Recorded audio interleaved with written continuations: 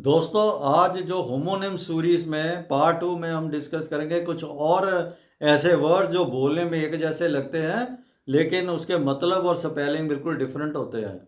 तो पिछली वीडियो में भी हमने कुछ जो डिस्कस किए थे होमोनिम्स, तो आज भी हम कुछ और होमोनिम्स डिस्कस करेंगे। उसमें जो हम उसका अर्थ क्या होता है हर वर्ड का, इंग्लिश में क्या बोलते हैं, हिंदी में क्या बोलते हैं, और उसको सेंटेंस बना के देखेंगे। तो मेरी रिक्वेस्ट है कि वीडियो को एंड तक जरूर देखें, और अभी तक चैनल को सब्सक्राइब नहीं किया तो प्लीज़ सब्सक्राइब द चैनल और बेल आइकन भी दबा दें। ये दो वर्ड देखिए, चेक और चेक, बोलने में एक जैसे हैं, होमोनिम्स हैं, लेकिन इनके मतलब देखिए क्या क्या है। ये चेक का मतलब होता है टू वेरीफाई, जांचना। The police man checked my vehicle, जो पुलिस वाले थे उन्होंने मेरे जो गाड़ी थी उसकी छानबीन की। अब दूसरा चेक जो है, इसका मतलब होता है बैंक का कोई डॉक्यूमेंट। जैसे चेक का आपको पता है कि उससे हम पैसे विड्रॉ भी कर सकते हैं, बैंक से किसी को भी दे सकते हैं कि वो पैसे निकाल ले, तो उस डॉक्यूमेंट को हम चेक कहते हैं। I issued a cheque favouring State Bank of India, मैंने स्टेट बैंक के फेवर में एक चेक इशू किया। तो देखिए दोनों के बिल्कुल अलग अलग मतलब है। अब ये देखिए दो वर्ड है, कैनवस और कैनवस। ये कैनवस का मतलब होता है तरपाल, a kind of rough cloth, rough सा कपड़ा। जो my shoes are made of canvas, जो मेरे जूते हैं ना वो तरपाल से, रफ कपड़े से बने हुए हैं। अब ये कैनवस का मतलब होता है कि टू सोलिसिट वोट्स, वोट मांगना। He is canvassing for his friend, वो अपने दोस्त के लिए वोट मांग रहा है। तो ये देखिए कैनवस और कैनवस बोलने में एक ही जैसे हैं। अब कॉर्पस देखो, कॉर्पस का ये मतलब होता है डेड बॉडी, लाश। The corpus was covered with white sheet, जो लाश थी उसको सफेद कपड़े से ढक दिया गया था। अब ये कॉप्स है, ये कॉप्स है, ये भी कॉप्स है, बोलने में एक ही जैसे, स्पेलिंग में थोड़ा डिफरेंट है। ये बॉडी ऑफ ट्रूप्स मतलब सेना की टुकड़ी को कॉप्स कहते हैं। He wants to join national cadet corps, वो नेशनल कैडेट जो सेना की टुकड़ी है उसको ज्वाइन, उसमें शामिल होना चाहता है। तो ये हो गए दोनों homonyms.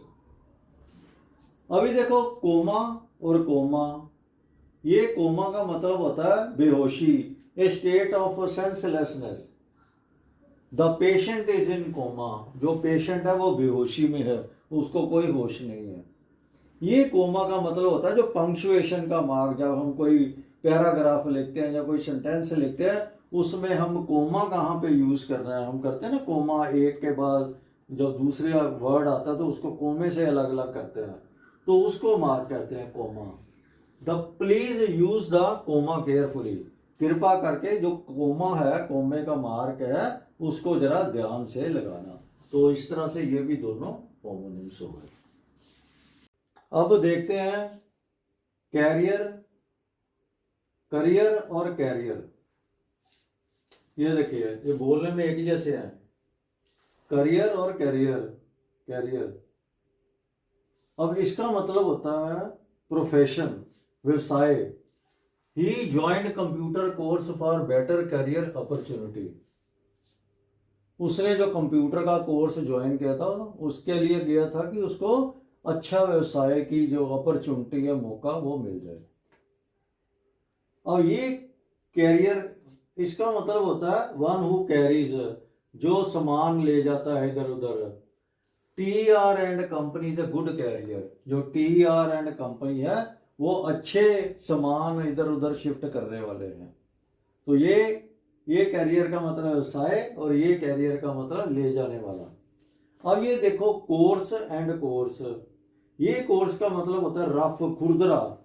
Don't use a coarse cloth to clean glass, शीशे को साफ करने के लिए खुरदरा कपड़े का प्रयोग ना करें। ये कोर्स का मतलब होता है लाइन ऑफ एक्शन, कार्य की दिशा, किस दिशा में काम करना है। तो किसी से पूछे what is your course of action, तुम्हारा कार्य की दिशा क्या है।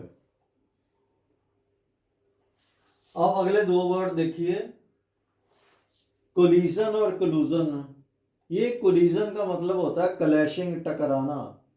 There was a collision between a bus and train, बस और ट्रेन की आपस में टक्कर हो गई। ये कोलूजन का मतलब होता है secret agreement for an evil plan, षड्यंत्र। Robbery was conducted in collusion between the two employees, जो रोबरी डकैती हुई थी वो दो जो एम्प्लॉइज थे उनमें षड्यंत्र आपस में उनके रच के जो है रॉबरी डकैती की।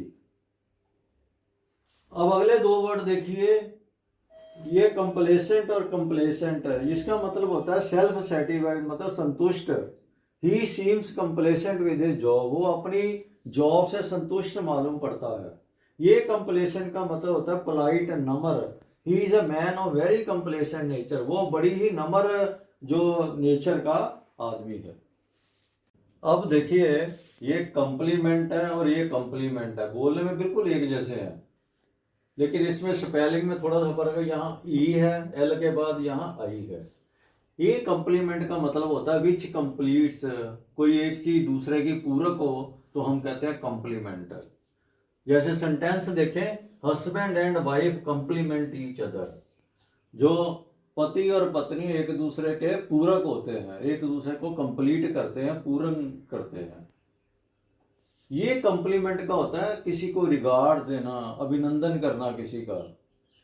Please pay my best compliments to your parents, कृपा करके मेरे जो रिगार्ड्स है, मेरा अभिनंदन है अपने माता पिता को दें।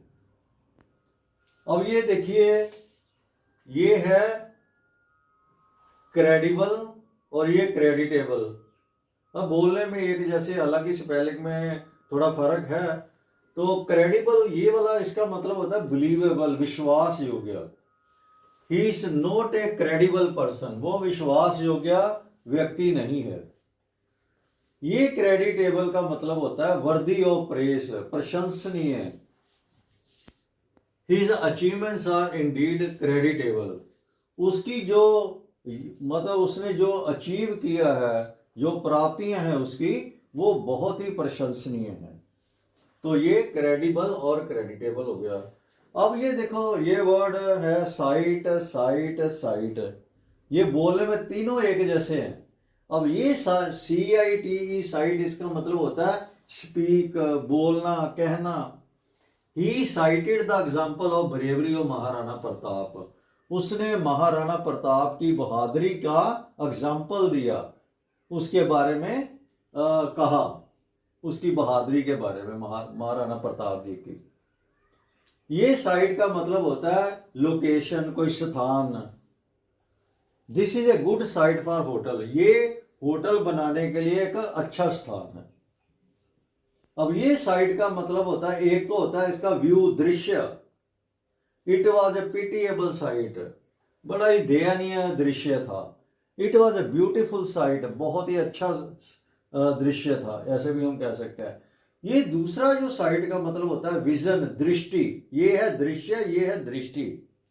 Get your I site checked at the earliest, अपनी आंखें है ना, अपनी दृष्टि जल्दी से जल्दी आप चेक करवा लीजिए।